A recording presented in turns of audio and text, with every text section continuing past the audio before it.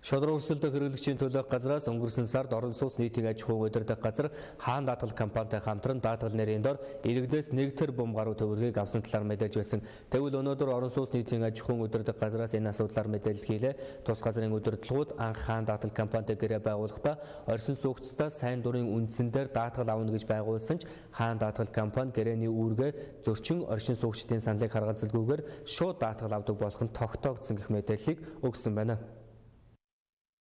Мэдээллийн ихэнд тус байгууллага даатгалын мөнгийг хураагаад өөртөө залтуулдаг байгууллага биш, зөвхөн гүүр байдлаар иргэд даатгалын байгууллага хоёрыг холбодог гэдгийг онцлоо. Хаан даатгал компаниас гэрээний хүрээнд анх 50 гаруй мянган өрхөөс асуусны үндсэн дээр сайн дураар даатгал хамрууллаа гэж мэдээлж байжээ. Гэтэл хаан даатгал компани иргэдээ сайн дураар даатгал аваагүй болох нь илэрсэн, тиймээс гэрээгээ цуцлахаар болсон гэдгийг мэдэгдлээ. Тэгвэл энэ талаар тус газрын хэрэглэгчид дүүчлэх 12 дугаар төвийн дарга Баяр Жаргалаас зарим зүйлсийг тодруулсан юм а. Ганцхан даатгалын байгууллагатай ажилтгүй ариутгалын байгууллага, ус дулааны шулжаа хувьцаат компани, дээрээс нь ус суваг, ариутгал, радио, телевиз гэдэг тэрдгээр байгууллагууд манайхаар төлбөрөө манайх нөгөө орон сууцны баримт гэж гардаг шүү дээ. Тэр баримтан дээр төлбөрөө ахуулж бид нар дансанд нь мөнгөний шилжүүлдэг байхгүй.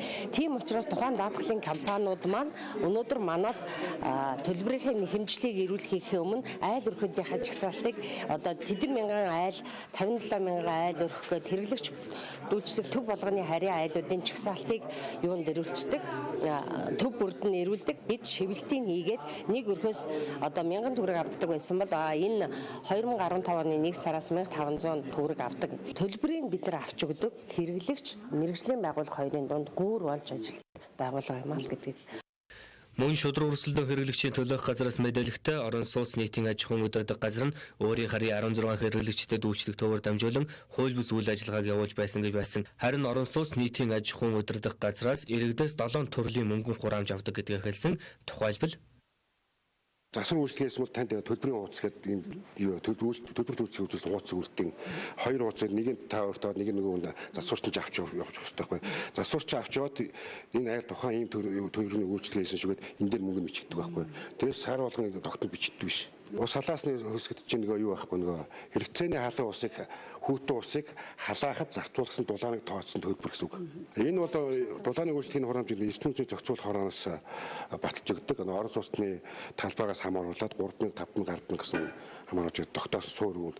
Энэ ямар агуулгатай тухайн хэрэгч халаалт халуун усыг 24 цагийн үйлчлэг хангах үүднээс тэр эрдэм хүчний салбар болон дулаан шүүгчний нэг тогтмол үйл ажиллагааг зарлах хангах бэлэн байдал шаардлагатай мөнгөний тооц гаргасан дулааны үйлчлэгийн төлбөр гэсэн заалтаа хаврааж авдаг. Ямар ч тач хаан даатгал сайн дураар гэрээгээ хийгээгүй даатгалын мөнгө төлж байсан иргэдэд мөнгийг нь буцаан олгохоор болсон юм байна. Тэд одоогоор 100 орчим өрхөд даатгалын мөнгийг нь олгоод байгаа гэдгийг их сурвалж хэллээ.